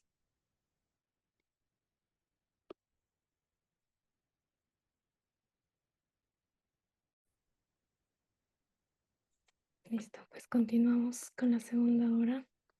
Muy bien. Muchas gracias. Bueno, voy a terminar con los experimentos que están, digamos, llegando a estas escalas donde vemos tanto efectos cuánticos como relativistas y luego les voy a hablar un poco más sobre mi trabajo en esta dirección. Bueno, ya hablamos de los experimentos de largas distancias y de los relojes que son tan sensibles y voy a decirles un poco más acerca de las masas. Marcus Arndt es un investigador también de la Universidad de Viena, entonces también tuve la oportunidad de estar ahí cerca de su laboratorio. Él dio el récord de las masas más grandes. Ha puesto en una superposición cuántica moléculas que son como caroteno, me parece, que tienen hasta 2000 átomos. Ese es el récord. Es el sistema cuántico más grande que tenemos. Tratando de entender esta transición de la que hablaba del mundo cuántico al mundo clásico y tratando de entender hasta qué masas podemos tener una superposición. Hay muchos experimentos en el mundo ahora. Por ejemplo, algunos usan diamantes, otros espejos, usan unas barritas de silicia o las nanopartículas que son esferas hechas de silicón. También hay unos experimentos con membranas. Y bueno, hasta hace poco Marcus Aspenmeier, ¿dónde creen? También en Viena, tenía el récord de poner una de estas nanopartículas en un estado cuántico, no en una superposición, pero tenemos un pozo de potencial y si está el sistema muy caliente, digamos, está en un estado mezcla con una temperatura alta, pues no es un estado cuántico. Se puede enfriar y cuando se enfría una partícula se le quita toda la energía cinética y se llega como a los estados de menos energía del potencial. Y entonces Marcus Aspenmeier ha logrado poner una partícula de 10 a la 8 masas atómicas en un estado en ese sentido cuántico, ¿no? Es un estado muy frío. Cuando vemos en la mecánica cuántica, en el primer curso que llevamos en la licenciatura, vemos que si tenemos un pozo de potencial y tenemos un átomo y lo vamos enfriando y lo vamos bajando de estado energético, en el estado base, en el estado de menos energía, el átomo se deslocaliza por completo. Ya no sabemos dónde está el átomo en el potencial porque de algún modo, así como podemos tener un electrón en dos lugares al mismo tiempo, aquí tenemos el átomo en todos los lugares al mismo tiempo dentro del potencial. Eso es una un resultado muy bonito que vemos de pozo de potencial en el primer curso que llevamos en la licenciatura de mecánica cuántica. Ahora imagínense que podemos poner a 10 a las 5 átomos en un estado igual, todos en el estado base. Como los átomos son bosones, pueden ocupar todos el estado base y eso es a lo que le llamamos un condensado de Bose-Einstein. Las temperaturas que se alcanzan en un condensado de Bose-Einstein son de nano Kelvin, súper fríos. Y es un sistema súper interesante porque las funciones de onda de cada átomo se entrelapan y se puede usar como que describir a los 10 a las 5 átomos con una sola función de onda. Es el sistema cuántico, digamos, que tenemos más grande. No lo hemos podido poner en una superposición en el espacio, pero sí en estados cuánticos. Y cuando preguntábamos la pregunta acerca de cuántas partículas podemos poner en un estado cuántico, bueno, pues se ha logrado poner hasta 10 a la 10 átomos de hidrógeno en un condensado de Bose-Einstein y digamos en sodio 10 a la 8. Eso es más o menos lo que se ha logrado hasta ahora. Y también pues sería de gran interés si pudiésemos hacer una superposición en el espacio con un condensado de Bose-Einstein. Entonces, hacia ahí se ha dirigido mi trabajo. Tuve la suerte de poder escribir un artículo con Roger Penrose en el que, bueno, él propone que es la gravitación la que colapsa la función de onda y la mayoría de la gente que ha estado haciendo trabajos experimentales en esa dirección ha usado sólidos, como les contaba, los diamantes, las nanopartículas y demás, pero un condensado de Bose-Einstein no es un sólido, es lo que llamaríamos un fluido cuántico o un gas cuánticos. En un sólido, los átomos están digamos, binded, se me olvidó la palabra en español, entre ellos. No se puede sacar un átomo, bueno, sí, pero con muchísimo trabajo. En cambio, en un condensado de Bose-Einstein los átomos están libres y si ponemos un condensado de Bose-Einstein en un potencial doble, se puede tunelear los átomos de un pozo al otro. Entonces, este tipo de efectos no se dan en los sólidos y el artículo que escribí con él es cómo podemos usar un condensado de Bose-Einstein para tratar de verificar algunas de sus propuestas teóricas. Y bueno, Roger lo que dice es que cuando tienes una superposición con masa, entre más masa haya, esta superposición va a vivir menos tiempo y eso está relacionado a una cosa que se le llama el gravitational self-energy, o sea, la autoenergía gravitacional. Entonces, en la medida que la autoenergía gravitacional es más grande, se cree que el estado va a colapsar antes. Entonces, esto resolvería el problema de la medición cuántica que les mencioné antes, ¿no? Entonces, el trabajo que yo hice con él fue ahora ver cuando colapsa la función de onda. La función de onda puede colapsar no por la gravitación, sino por lo que llamamos de coherencia del ambiente, digamos, átomos de otras moléculas que están en el entorno. No se puede hacer un vacío perfecto, entonces siempre hay otras cosas ahí volando que interaccionan con el sistema y hacen que decaiga la superposición cuántica. Y hay muchos de estos diferentes efectos que pueden ser, uno se llama recombinación de tres cuerpos, que chocan tres átomos, forman una molécula que no atrapa el potencial y se escapa, y estos estados cuánticos son muy frágiles y cualquier cosa de ese tipo hace que colapse la función de onda. Entonces, bueno, lo que encontramos fue que para, digamos, que colapse la función de onda debido a la gravitación y no a todos estos efectos del ambiente, tiene que colapsar debido a la gravitación antes de un segundo. Y para que eso ocurra, se necesitan masas de 10 a la 9. Entonces ahí pueden ver esto nos da una buena estimación de qué tan lejos están los experimentos, como el de Marcus Arndt, que tenía 2000 partículas, a 10 a la 9, son muchísimos órdenes de magnitud para poder hacer una demostración experimental de las propuestas de Roger. Pero bueno, se está haciendo a nivel mundial muchos esfuerzos para poder lograr tener más masa y eventualmente ver si se dan estos efectos o no.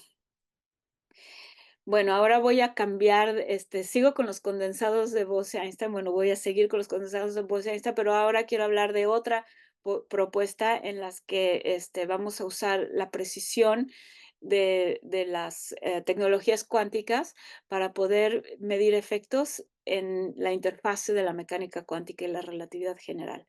Entonces, cuando en las tecnologías cuánticas hablamos sobre medir campos gravitacionales, generalmente lo que se hace es usar la interferometría con átomos. Entonces, tenemos un átomo y podemos, usando un láser, poner el átomo en una superposición de dos lugares al mismo tiempo, pero no nada más eso, sino que el átomo puede seguir dos trayectorias distintas y luego se usa láseres de nuevo para hacer que que el átomo se recombine con sí mismo y se haga un patrón de interferencia. Este es un interferómetro atómico. Entonces puse aquí que es un detector de una sola partícula porque, bueno, se echan al interferómetro, no sé, 10 a la 5 átomos, pero cada átomo, como no interaccionan con los demás, las interacciones de hecho causan ruidos que son indeseables en el esquema.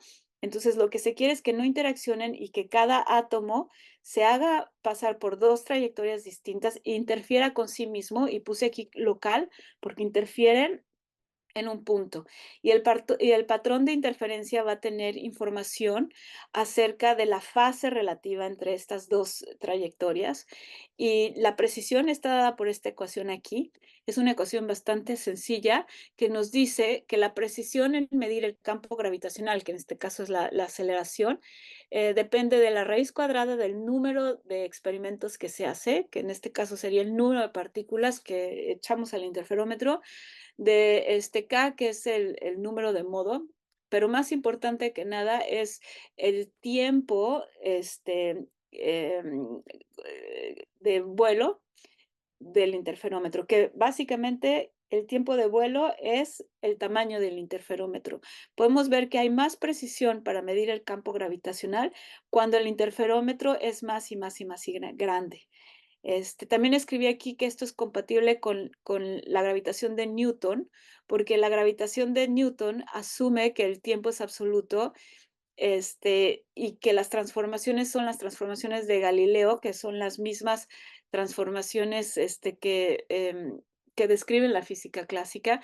Entonces podemos describir este interferómetro usando la gravitación de Newton de una manera compatible. El problema es cuando queremos describir experimentos en los que se tratan de medir efectos que van más allá de la gravitación de Newton, efectos relativistas. Ya no tenemos un buen formalismo teórico para explicar experimentos de ese tipo. Ahora, como la precisión depende del tamaño, se está tratando de hacer estos interferómetros cada vez más y más grandes cuando se trata de tratar de usarlos para la física teórica, para poder, digamos, buscar respuesta a preguntas como si el principio de equivalencia sigue siendo el mismo cuando tenemos una superposición cuántica, para medir la constante gravitacional, este tipo de cuestiones que son de interés en la física teórica y en la física fundamental, requiere precisiones cada vez mayores y entonces se hacen experimentos cada vez más grandes. Ahorita estoy trabajando con uno de los colegas que mencioné al principio, experimental, que se llama Philippe Boyer. Y bueno, este es un físico fantástico porque no nada más es un excelente experimental, pero también es un hombre muy intrépido. Y bueno, él puso un experimento en un avión en caída libre, pero no nada más diseñó y de su equipo el que hizo el experimento, sino que él voló el avión también. Así es que ya se pueden imaginar el tipo de personaje que es Philippe. Pero bueno, este tipo de caídas libres en aviones se han hecho para poder tener estos tiempos de vuelo cada vez más grandes. Philippe también tiene un experimento en Francia, bajo tierra, que es un interferómetro atómico en el que cada brazo del interferómetro, que aquí está, digamos, dibujado de esta manera, mide 300 metros. Entonces, tenemos en LIGO interferencia usando fotones y en ese caso, para medir ondas gravitacionales, necesitamos 3 kilómetros en el brazo del interferómetro. Ahora ya se ha aprobado la construcción de LISA, que va a estar en el espacio en el que estas distancias son cada vez más grandes. Pero cuando usamos átomos no necesitamos distancias tan grandes como fotones, pero todavía se necesitan distancias de 300 metros. Y bueno, estos experimentos son impresionantes.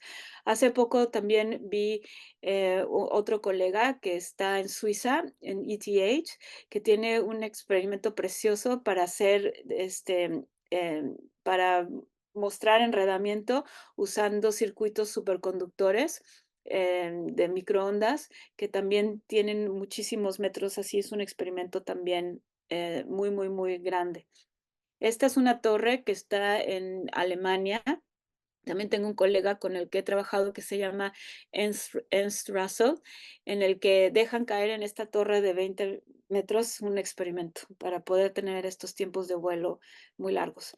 Pero bueno, a mí me gustaría poder tener una forma de medir la gravitación chiquitita en un teléfono, en un chip, y con esta forma de hacer la medición basado en la interferometría de átomos, ven la ecuación es muy sencilla y no se puede hacer mucho más que aumentar el número de átomos, pero no se puede poner demasiados tampoco y no nos da espacio para poder incrementar la precisión si de lo que depende es del tamaño. Entonces tenemos la interferometría en el espacio y entre más grande, más precisión.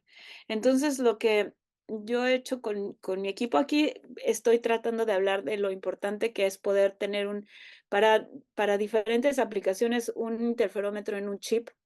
Por ejemplo, en la ciudad de Londres, que es donde yo vivo, no hay mapas acerca de dónde están las tuberías. Entonces el gobierno gasta muchísimo dinero haciendo hoyos por todos lados cada vez que hay un problema, porque no saben dónde están las tuberías. Entonces tener una manera de medir campos gravitacionales muy pequeñititos, usando algo portátil, es desde el punto de vista, digamos, de aplicaciones del mundo real, algo muy deseable y importante, ¿no? Entonces, no, con la forma de medir campos gravitacionales que les estaba mostrando, no se puede hacer mucho. Hay algunos artículos que estuve buscando para ver qué propuestas hay, pero está basada en la misma idea de la interferometría en el espacio y, digamos, interaccionan tal vez con los átomos, con campos electromagnéticos que los frenan para poder tener algo chico, pero que tenga tiempo de vuelos más grandes.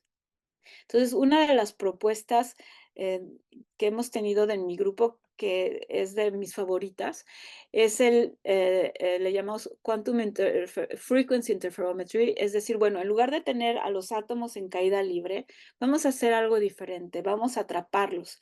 Entonces, ahora, como hablábamos del pozo potencial, en el que tenemos un átomo, pero ahora en lugar de estar en dos lugares al mismo tiempo, están completamente delocalizados dentro del potencial, pero atrapamos muchos, entonces tenemos un condensado de Bose-Einstein. En un condensado de Bose-Einstein, cuando siempre va a haber interacciones, es imposible no tenerlas. En los interferómetros de átomos, estas interacciones les mencionaba que uno las evita porque meten ruidos indeseables en los interferómetros. En cambio, aquí estas interacciones las queremos porque crean estados que se llaman fonones, que son como vibraciones colectivas de los átomos. Como se pueden imaginar, el condensado es como si tuviésemos el mar. El mar es lo que le llamamos el bulk del condensado. Y luego estas interacciones crean como olitas en el mar. Y esas olitas en el mar se cuantizan, son como ondas cuánticas. Y lo que yo mostré hace ya varios años es que estos fonones cuánticos son muy sensibles a efectos del espacio-tiempo. Entonces escribí un artículo en el 2014 en el que mostré que una onda gravitacional pasando por un condensado de Bose-Einstein, si estos átomos se pueden poner en un estado altamente cuántico, podrían usarse para detectar ondas gravitacionales. Entonces, bueno, ya se podrán imaginar la cara de mis colegas cuando salí con esta propuesta. Fue unos años antes de que se detectaran las ondas gravitacionales en LIGO, porque pues la tendencia es hacer las cosas más grandes, pero yo quería hacer las cosas más chicas, porque hacerlas más chicas también es más barato.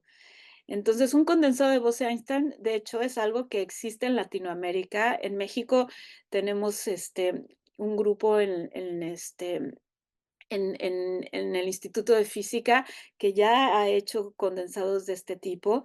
También hay grupos en Brasil y me imagino que los hay en muchos otros lados. Son experimentos que, bueno, cuestan, pero no se puede comparar los órdenes de magnitud del costo con un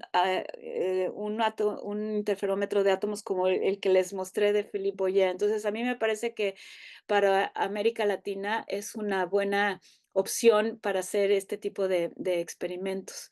Bueno, pues los átomos interaccionan, se enredan, crean estas excitaciones que son muy sensibles y lo que hacemos es también interferometría, pero los estados que vamos a usar ahora no son en el espacio, sino son modos de frecuencia. Están los átomos deslocalizados, pero tienen una frecuencia muy específica y podemos tomar 2 o 3 o varias frecuencias. Aquí están, digamos, estos colores representan cada una onda de diferente frecuencia y podemos hacer interferometría ahora con estas frecuencias. Ahora, si la limitación en un interferómetro en el espacio, en interferometría en el espacio es el tamaño, lo necesitamos más grande. Ahora, si hacemos interferometría en la frecuencia, lo que necesitamos es cambiamos el espacio por el tiempo. Lo que tenemos que hacer ahora para tener buenas precisiones no es hacerlo grande, lo podemos hacer miniatura, lo podríamos en principio poner en un chip, pero lo que necesitamos hacer es que los estados cuánticos que preparamos tienen que vivir mucho tiempo. Entonces es como intercambiar, que vivan mucho tiempo, pero los podemos hacer chiquitos, versus que pueden vivir poco tiempo, pero entonces lo tenemos que hacer muy grandes. Entonces, como esto también tiene aplicaciones comerciales, como las que les mencioné de hacer un gravímetro en un chip, también patenté esa idea. Entonces tengo ya una patente en Europa y se está ahorita peleando con Estados Unidos, porque a mí me parece muy bonito dedicarse uno, digamos, a la física teórica y a la física fundamental, pero también es posible de repente encontrar cosas que tienen aplicaciones en el mundo real y pues bueno, tomar la ventaja de eso, ¿no? Y bueno, ahora lo que les quiero contar es un poco cómo podemos usar esta nueva idea para diferentes aplicaciones en la física fundamental. Ahora aquí también escribo que esto es compatible con la relatividad general, porque en la propuesta que tenemos para usar este sistema para medir efectos gravitacionales no está basada en la ecuación de Schrödinger como en las tecnologías previas, sino que usamos teoría cuántica de campos en espacios curvos para hacer esta propuesta. Entonces, déjenme contarles un poquito acerca de qué es la teoría cuántica de campos en espacios curvos. Hemos estado hablando que la mecánica cuántica y la relatividad general son incompatibles y no tenemos una teoría de gravitación cuántica o de gravitar, o como dice Roger, de gravitar la mecánica cuántica todavía, pero tenemos una teoría intermedia que es consistente de manera matemática en algunos casos, en los casos de energías bajas, y que hace predicciones que ustedes también conocen muy bien, como la radiación de Hawking. Bueno, esta teoría, y ahorita les voy a explicar por qué no es, digamos, la que logra explicar todo, pero que sí nos permite explicar algunos efectos interesantes.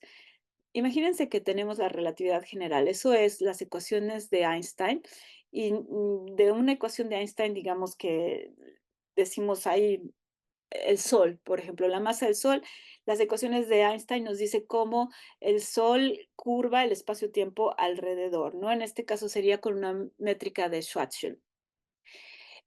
esta métrica es clásica en el sentido de que no es cuántica, no hay una cuantización del espacio-tiempo. Es una métrica que obedece las ecuaciones de Einstein. A eso nos referimos con una métrica clásica. Y ahora podemos imaginarnos el campo electromagnético, que es un campo cuántico, viviendo sobre esa métrica. Entonces, lo que hace la teoría cuántica de campos es que nos dice, si cambia el espacio-tiempo, porque, por ejemplo, pasó una onda gravitacional, ¿cómo van a cambiar los estados de un estado cuántico viviendo sobre esa métrica? Y así fue como Stephen Hawking nos dijo que si consideramos el campo, por ejemplo, electromagnético cerca de un agujero negro, va a haber una cierta radiación que viene del agujero negro, porque estas partículas, una cae dentro del agujero y la otra no. Se forman pares, digamos, de partícula, antipartícula y demás, y se caen unos al agujero negro, el otro no, y se ve una radiación desde fuera. Esta es una predicción de la teoría cuántica de campos en espacios curvos. No se ha demostrado la teoría, no tenemos confirmación de la teoría experimental todavía, y eso es porque uno, no podemos jugar con un agujero negro, no podemos hacer experimentos con un agujero negro, solo podemos hacer observaciones, y las predicciones de la teoría son muy, muy, muy pequeñitas. Déjenme contarles unos ejemplos. Por ejemplo, el efecto Casimir dinámico nos dice que si tenemos una condición a la frontera que se mueve cerca de la velocidad de la luz, va a crear partículas del vacío cuántico. Así como en radiación de Hawking se crean partículas, digamos, porque hay una región del espacio-tiempo desconectada, que es el interior del agujero negro, en el Casimir dinámico, el movimiento de una condición a la frontera, como si fuera el horizonte, digamos, crea partículas. Si movemos un espejo, lo más rápido que podemos mover una partícula, digamos, en CERN, 10 a la 18 metros sobre segundo al cuadrado, crearíamos 2 fotones en el tiempo de vida del Sol. Así de chicos son esos efectos y obviamente la gente pensó, bueno, no se van a poder medir, son demasiado pequeños. Y de ahí nace la idea de Bill Unruh de hacer experimentos que simulan métricas. Digamos, eso se llama el campo analog gravity, gravedad análoga, porque de lo que se trata es de simular un agujero negro, por ejemplo, usando un condensado de Bose-Einstein y hacerlo que se comporte como si fuese un agujero negro. Y toda esa área nació pensando que los verdaderos efectos no se iban a poder medir en el laboratorio. Sin embargo, con la propuesta que estamos haciendo para usar un condensado de Bose-Einstein, no nada más podemos simular alguna cosa gravitacional, sino se puede medir efectos gravitacionales reales. Bueno, les voy a mostrar para los que sean un poquito más, digamos, expertos en óptica cuántica y el tema, les voy a enseñar una diapositiva con unas ecuaciones, y que los que no sean expertos nos la perdonen, pero es solo una. Pero bueno, el caso es, la propuesta sería usar estos estados de frecuencia que les mencionaba, podríamos pensar en 2, que los podemos representar aquí con unos colores, digamos, uno rojo y uno azul, 2 frecuencias diferentes de estos modos de frecuencia, y luego los preparamos en algún estado cuántico muy sensible, como son los estados aplastados. Luego algo pasa, interacciona el condensado con algo gravitacional, podría ser con una onda gravitacional, y luego se mide. Entonces, usando esta idea, hemos escrito varios artículos, por ejemplo, para buscar energía oscura, para ahora de lo más novedoso que tenemos es para poder, como Patrick me preguntaba, ¿qué pasa con la materia oscura? Y la respuesta es, pues no sé, yo no, la verdad que es que soy agnóstica, no sé si existe una partícula de materia oscura o no, pero lo que sí puedo con esta propuesta es hacer un experimento que la busque. Y eso es lo que tengo, de hecho tengo un estudiante mexicano, Héctor, que está haciendo, que me está ayudando a hacer eso. Y tenemos, bueno, varias cosas, inclusive, como les decía, un patente para tratar de hacer un gravímetro y ponerlo en un chip usando esta idea.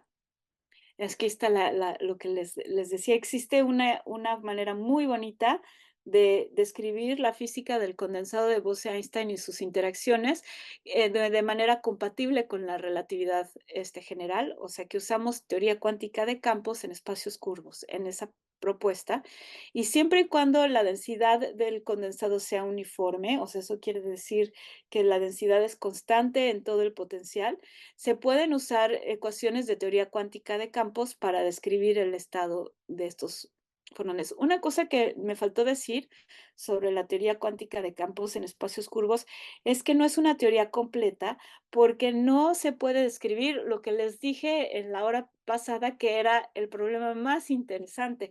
Si tenemos una masa en una superposición, la masa curva el espacio-tiempo, pero si está en superposición cuántica hay dos configuraciones distintas. Esto pondría el espacio-tiempo en un estado cuántico y es algo que la teoría cuántica de campos en espacios curvos no permite, no aplica, porque en esa teoría se supone que tenemos un espacio-tiempo clásico. Entonces, es una teoría muy bonita que nos permite hacer avances, pero no nos permite preguntar lo que desde mi punto de vista es la pregunta más interesante. Pero bueno, por algo tenemos que empezar. Y cuando les contaba, la otra hora es que trato de tomar pedacitos de teoría que me permitan diseñar experimentos y me permitan diseñar instrumentos, eso es a lo que me refería. En este caso, yo estoy usando teoría cuántica de campos en espacios curvos para aplicarla a lo que es un condensado de Bose-Einstein para proponer el diseño de un instrumento nuevo que me permita no nada más medir campos gravitacionales newtonianos, pero poder ir más allá y poder medir efectos relativistas. Entonces, bueno, como estamos todavía en esta diapositiva, que es la técnica, digamos, tenemos una ecuación relativista que en este caso se llama de Klein-Gordon, que depende de la métrica del espacio-tiempo. Los fonones ven una métrica que es modificada. Aquí está la métrica del espacio-tiempo de verdad y esta es la métrica que ven los fonones. La gravedad análoga o los experimentos estos simulados que les contaba de hacer un agujero negro en el laboratorio con un condensado de Bose-Einstein, lo que hacen es juegan esta es la velocidad del sonido, con la densidad del condensado o con los flujos del condensado. Como, imagínense que tenemos algo así como el mar, pero un remolino, esos serían los flujos. Bueno, juegan con esos para hacer que se comporte el sistema como si tuviese un agujero negro o una métrica en expansión de algún modo. Pero lo que nosotros hicimos distinto fue decir, no juguemos a simular que se comporte como si. Veamos si un efecto real, un cambio en el espacio-tiempo que lo produce una onda gravitacional o a lo mejor lo producimos nosotros en el laboratorio moviendo una masa cerca del condensador, puede hacer que cambien estos campos cuánticos. Y esa es, digamos, la idea principal de esta propuesta y la hemos modificado de diferentes maneras para buscar materia oscura, para buscar energía oscura, que es otra idea, y demás, ¿no? Entonces, esta es la propuesta para medir ondas gravitacionales que viven mucho tiempo, entonces las hacen cosas como los pulsares. Me voy a saltar esta porque es demasiado técnica. Y bueno, las ecuaciones que nosotros encontramos para la precisión son mucho más complicadas. Esta es mi precisión para estimar la amplitud de una onda gravitacional. Depende de muchos más parámetros. Depende del número de átomos, depende del tamaño de la trampa, depende de cuánto tiempo viven los estados que preparamos y eso depende de las interacciones, de qué tan fuertes son las interacciones. En fin, es una ecuación, como pueden ver, mucho más complicada, pero por el otro lado hay mucho más de dónde jalar para poder hacerla más precisa. Entonces eso es lo que hemos hecho métodos de optimización que nos permiten ver la precisión y parece ser que tienen unas precisiones, una sensibilidad increíble a efectos gravitacionales. Esta es un poco una diapositiva que es un poco tramposa, porque lo que muestra esta gráfica son las precisiones del LIGO, por ejemplo, que son experimentos reales, ya teniendo en cuenta todos las fuentes de ruido típicas de un experimento, y nosotros estamos aquí comparando un poco, pues de manera injusta, una propuesta teórica, que aunque la propuesta teórica incluye los ruidos que son los más comunes dentro de este tipo de experimentos, pues bueno, es un poco injusto la comparación, pero creo que el punto que quiero mostrar con esta diapositiva es que las frecuencias a las que esta es el eje de las X, son las frecuencias a las cuales podría detectar esta propuesta, ondas gravitacionales son de altas frecuencias y, por ejemplo, este detector que quieren hacer enorme en el espacio, que es LISA, es el que está aquí, son de bajas frecuencias. Entonces, la propuesta ni siquiera compite con otras, sino permitiría explorar una región diferente. Y bueno, se cree que a altas frecuencias no hay ondas gravitacionales como las que se observan ahora, que se producen por agujeros negros que digamos, uno se mueve alrededor de otro hasta que se fusionan y crean ondas gravitacionales enormes, que son las que hemos logrado medir. Pero la teoría, por ejemplo, de materia oscura predice que a frecuencias grandes puede que haya, digamos, efectos del espacio-tiempo que son como si fuesen una onda que se podrían detectar en principio con lo que estamos proponiendo. Antes de que existiera LIGO, se trató de detectar ondas gravitacionales usando algo que se conoce como las barras de Weber. Weber era un investigador que trabajaba en la Universidad de Maryland y construyó estos cilindros que son bastante grandes, metálicos.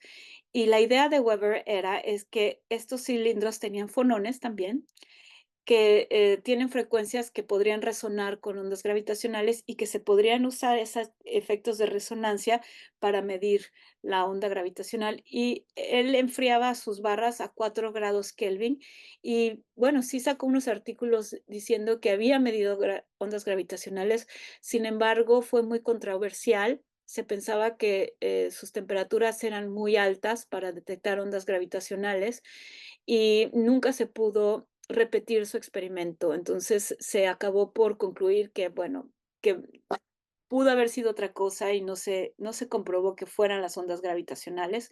Y entonces se cambió de manera de detectar ondas usando LIGO, que es donde finalmente sí se lograron detectar. La propuesta que tenemos nosotros para detectar ondas gravitacionales con un condensador de Bose-Einstein es como si fuera una Weber bar, solo que cuántica. Un condensador Bose-Einstein, les comentaba antes, puede lograr, se puede enfriar a temperaturas de la mitad de un nanokelvin, que son 10 órdenes de magnitud más fríos que lo que se podía enfriar una barra de Weber. Ahora todavía hay barras de Weber, por ejemplo, en Fermilab, y todavía se tratan de usar para detectar ondas gravitacionales de altas frecuencias. Pero se pueden enfriar muchísimo más, se pueden enfriar hasta los milikelvins. Pero en estas frecuencias de milikelvins, digo, a estas temperaturas de milikelvins, todavía estamos en el mundo clásico. No se puede aplastar o crear estados cuánticos aplastados, que son los que son muy sensibles. Y lo que mis cálculos han mostrado es que sí se necesita entrar a regímenes cuánticos donde se puedan preparar estados que usan enredamiento y que usan aplastamiento cuántico para poder detectar. En mis cálculos al menos se muestra que si los estados no son cuánticos, no hay suficiente sensitividad, precisión para poder medir efectos como ondas gravitacionales. Entonces, bueno, básicamente lo que tenemos es la misma idea, que me enteré después, pero me pareció muy bonito, que era la misma idea de resonancia cuántica, pero de resonancia, pero con un sistema cuántico. Y lo bonito del condensado de Bose-Einstein es que es muy versátil y se puede preparar el condensado, bueno, en una caja, que es como lo que les mostraba, pero también se podría hacer en una esfera o en una elipse, se pueden elongar y tenerlos prácticamente de una dimensión. Entonces se pueden orientar para aprender cosas de dónde viene la onda gravitacional, para obtener más información. Ahora, también se podrían poner muchas alrededor de todo el mundo, integrar la información para deshacernos de errores y para tener más precisión y para tener más información. Entonces tiene esa bonita o sea, son más versátiles. En el caso del LIGO, pues LIGO es enorme y está pegado al suelo, los dos detectores, y no tienen esa posibilidad de poderse orientar de manera diferente y demás. Entonces, bueno, pues he estado por varios años trabajando en convencer a la comunidad científica de que es una buena propuesta, que vale la pena considerar. Sí hay un grupo de gentes que se han interesado por la propuesta y que me han apoyado, pero también hay otra parte de la comunidad que me pasa un poco como con con lo del telescopio, que no querían ver a través del telescopio. Pues a mí me pasa un poco que no quieren leer el paper, digamos, ¿no? Porque les parece de entrada, pues no, ¿cómo es posible que algo tan pequeño sea capaz de detectar ondas gravitacionales? Pero si uno hace el cálculo, eso es lo bonito de la física teórica, ahí están los cálculos, todos publicados, se pueden repetir y se puede ver que en principio es posible. Bueno, pues también aquí estuvimos viendo sobre las aplicaciones para buscar materia oscura. La gente que cree que la materia oscura es una partícula han estado tratando de hacer propuestas basadas en las, digamos, características corpusculares de la materia oscura a través de colisiones con, digamos, otro tipo de materia normal en el laboratorio. En particular, en CERN se hizo muchas búsquedas por este tipo de partículas. Ahí está, aquí en esta área moradita, son las energías en las cuales se buscó materia oscura usando estas colisiones y no se encontró nada. Entonces, para seguir buscando materia oscura usando ese tipo de tecnología como en CERN, se necesitaría hacer un detector más grande, y hacer un acelerómetro más grande costaría billones, no sé, 60 billones de euros o algo así, es carísimo. Entonces, gente, teóricos que han estado haciendo estas propuestas, han estado viendo hacia las tecnologías cuánticas exacto por las razones que les estaba mostrando antes, por la alta precisión, y decir, bueno, tal vez podemos usar algunas de estas tecnologías cuánticas para hacer experimentos más baratos y más chiquitos. Y por ahí es donde está exactamente donde entra mi propuesta. Y bueno, sí, ahora me han estado invitando. Por ejemplo, hay una iniciativa en Europa para buscar ondas gravitacionales de alta frecuencia usando tecnologías cuánticas, y se me invitó, por ejemplo, ahí a dar una plenaria para que la gente pues considerara más mi propuesta. Entonces, bueno, la cosa ahí va, ha sido difícil, pero vamos ganando terreno. Estas son las energías en las cuales nuestra propuesta podría en principio ser usada para buscar materia oscura. Ahora tengo mi estudiante Héctor, que les mencionaba, que es de México. Ya terminó un draft, estamos por hacerlo público, en el que estamos usando el condensado de Bose-Einstein para buscar ahora la otra. Patrick, tú me preguntabas un poco acerca de, ¿tú crees que existe una partícula de materia oscura? Otra opción sería que hay modificaciones a la ley de Newton o modificaciones a la relatividad general, y hay otras maneras también de buscarlas usando el condensado, y ese es el artículo que va a salir nuevo. Entonces, yo un poco soy, no sé cuál es la respuesta, pero ustedes denme una métrica o denme una propuesta y yo creo que puedo modificar nuestro condensado de Bose-Einstein para hacer un sensor para tratar de verificar esa teoría.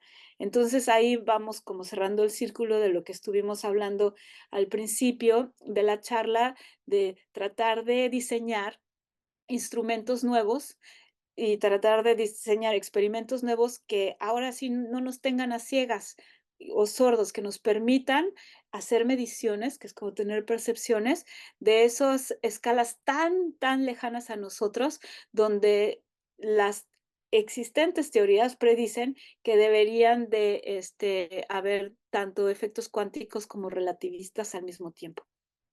¿Cuánto tiempo me queda? Ya perdí otra vez la noción del tiempo. Ya se hizo una hora, pero Perfecto, pues ya voy a terminar. Esto nada más es, les contaba que hicimos un patente. Y bueno, voy a terminar nada más diciendo que la otra dirección donde estamos trabajando y nos ha costado bastante trabajo es tratar de poder explicar cómo la relatividad general afecta a los relojes cuánticos y qué podemos hacer para hacer un reloj que sea compatible con las dos teorías. Y el primer paso que dimos fue usando un reloj de luz.